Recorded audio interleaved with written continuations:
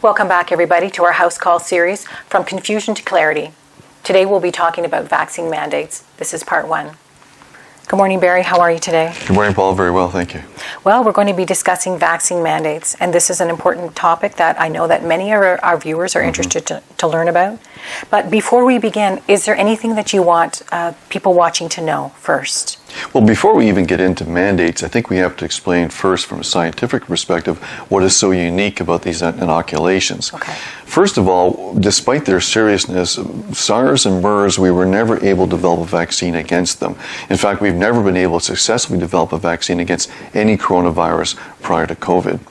Two is, we have never used mRNA technology before in any vaccination. So this is new, brand new technology that's been never used before.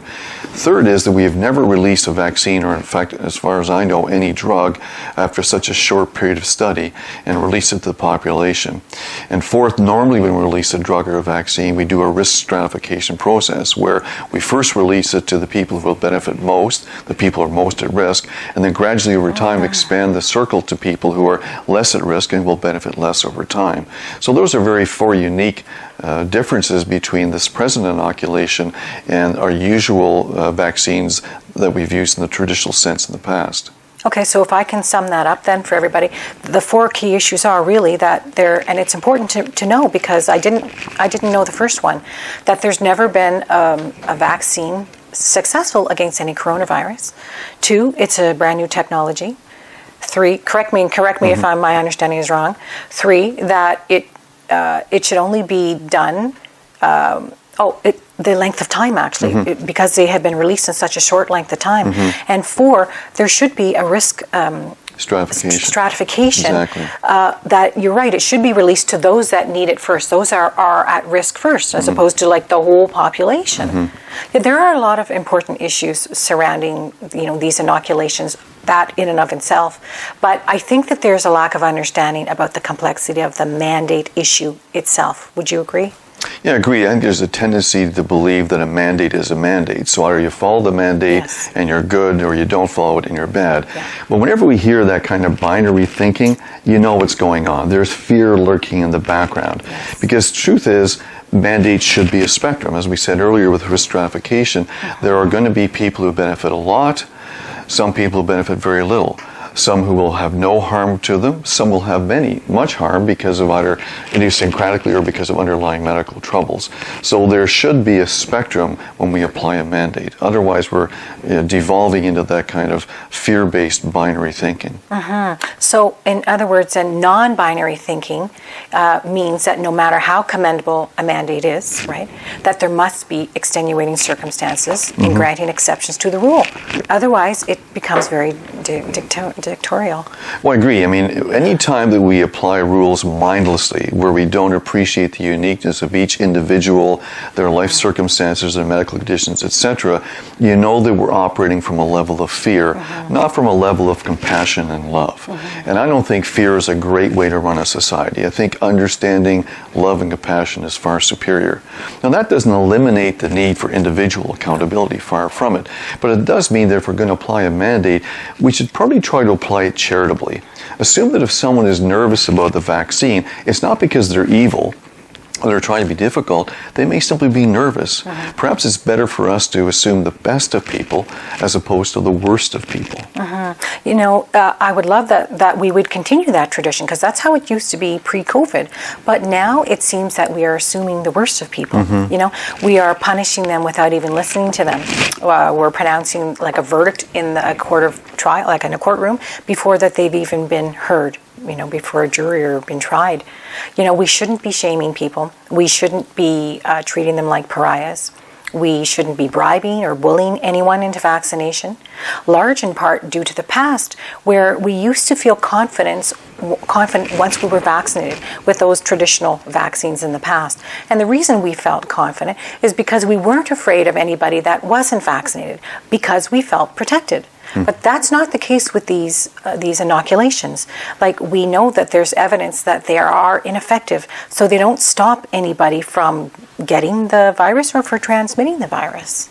Yeah, I mean, think about it. Even someone accused of the most heinous crime is still assumed to be innocent until proven guilty. And they are still offered a fair trial, so extenuating circumstances will affect the verdict and the appropriate punishment. I look now at how we've treated so many of our valued workers, essential workers, for example, who have been working through all of COVID, often exposing themselves to COVID. And I think we sometimes treat them like criminals if they express anxiety or hesitation about not being vaccinated. I mean, they've risked their health. They've worked very hard throughout all the pandemic. And if they say to us, look, I'm cautious, I don't really want to get this vaccine right now, we treat them like a criminal.